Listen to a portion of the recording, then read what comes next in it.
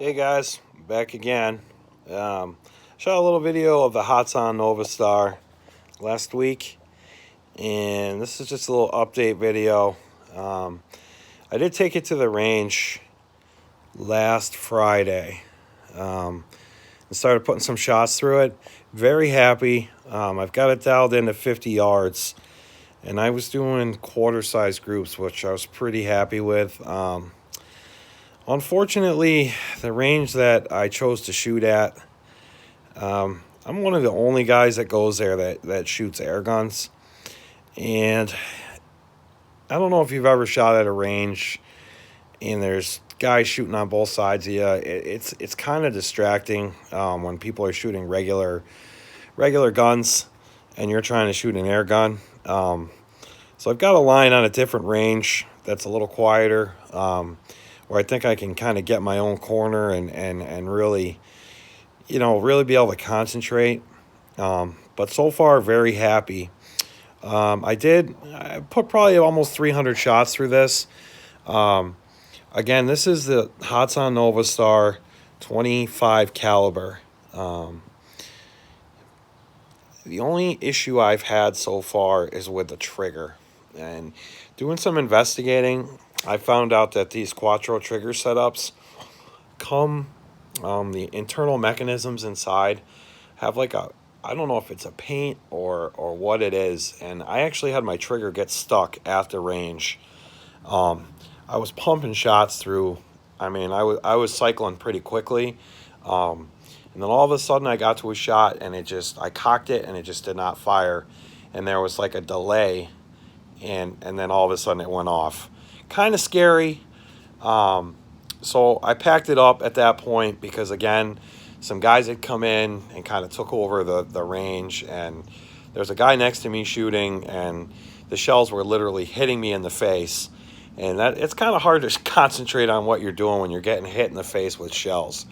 I was kind of turned off by that. I mean, I haven't spent a lot of time at this range, but it's not really the norm to get hit in the face with shells.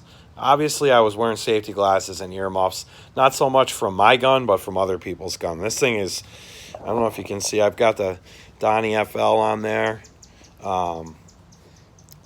Nice little silencer. This thing is pretty freaking quiet. The only noise you hear is downrange when it hits. But anyhow, I brought it home. I took the stock off. There's two screws. The stock comes off very easily. There's a screw here, popped it off. And, watching a few YouTube videos, this Quattro trigger is known for doing this. My immediate thought was, like, I got a lemon.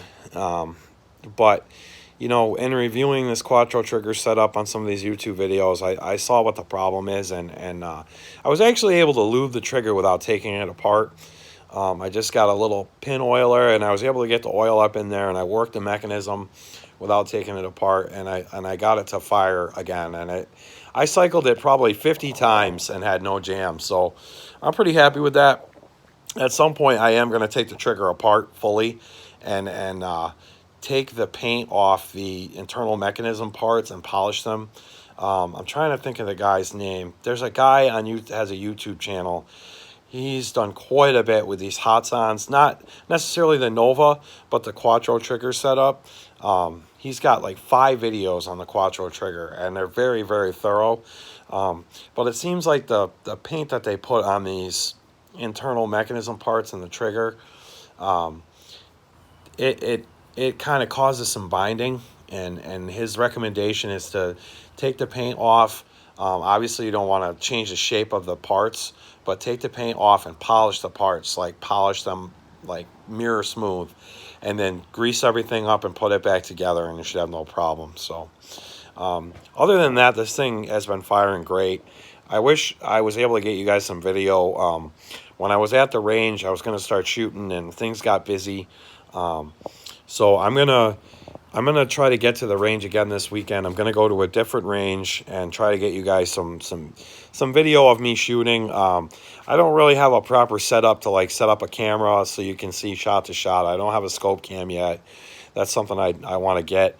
But I'll do some shooting and show you my groups. And so far, very happy. I wish I'm dialed in at 50 yards. It was kind of tough that day. It was a little windy, but I had no problems getting this thing dialed in. And like I said, I was doing quarter-size groups, um, and this thing was fantastic. I was putting the JSB 25 grain, I think it was, through it, and they just sing right through that thing. Really great. I'm getting probably 80 shots out of this thing. So it's pretty good. 85 usable shots, 85 usable shots. And I couldn't be happier with it. There was some bowling pins set up at the range at about 100 yards. And I was dialed in for 50, and I was hitting those no problem. Obviously, it's kind of a big target, but at 100 yards, not so big. And obviously the pellet, 25 caliber pellet, doesn't have enough power to knock the bowling pin over from 100 yards. But you could see it. You could see the ricochet off the bowling pin. So anyhow, I'll keep you guys updated. I'm hoping to get this thing, get you some accuracy videos. I know I've had a couple requests for that. There's not a lot on the Hatsan Novastar. As far as I know, I'm the only guy that's posted a video of this first group of released Hatsan Novastar. So I think people are anxious to see what it can do. So I'll keep you posted on that. One other little issue I had was with the magazines. Anyhow, the magazines are set up similar to the FX magazines. They load the same way. You spin it counterclockwise, and then flip it over, drop a pellet in upside down, flip it back over, and load them all in like normal.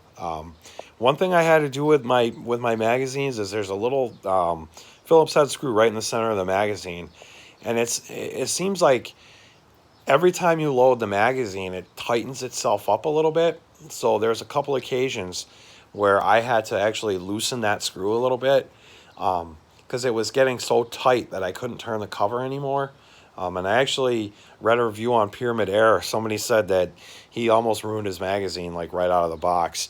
So if you have that issue, if you get one of these, the Roto Mag, just loosen that screw just a little bit and it'll spin freely and you shouldn't have any problems. I don't know if it's going to be an ongoing thing where you got to like keep a little Phillips head screwdriver with you and loosen them every so often. Once I loosen them up a little bit, seem like they've been all right. So.